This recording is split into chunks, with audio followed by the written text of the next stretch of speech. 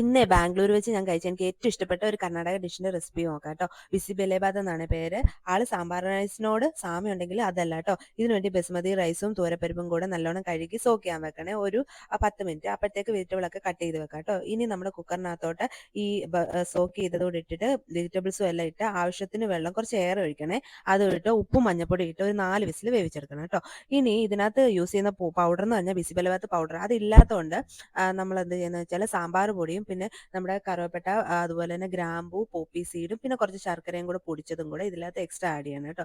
എന്നിട്ട് അതിനകത്തോട്ട് പുളിവെള്ളവും ആഡ് ചെയ്ത് കുറച്ചേറെ വെള്ളം കൂടി ഇട്ട് ഒന്ന് തിളപ്പിക്കണേ. അത് നല്ല കുഴഞ്ഞിരിക്കണേ ഇത് കേട്ടോ. എന്നിട്ട് ഇതിനകത്തോട്ട് നല്ല നെയ്യിൽ വറുത്ത കശുവണ്ടി അതുപോലെ കപ്പലണ്ടി അതുപോലെ ബാക്കി നമ്മുടെ കടുകെല്ലാം പൊട്ടിച്ചതും കൂടെ ചേർത്ത് കഴിഞ്ഞാൽ ബിസിബെലേബാത്ത് റെഡിയാണ്. ഇത് ചൂടോടെ തന്നെ കഴിക്കണം കേട്ടോ. ഭയങ്കര ടേസ്റ്റ് ആണ്.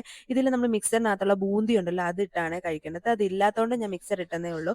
പിന്നെ അതുപോലെ തന്നെ ആണെങ്കിലുണ്ടല്ലോ നമുക്ക് പപ്പടം വേണമെങ്കിൽ യൂസ് ചെയ്യാം. ഒന്നും പറയാനില്ല, ഭയങ്കര നല്ല ടേസ്റ്റ് ആണ്.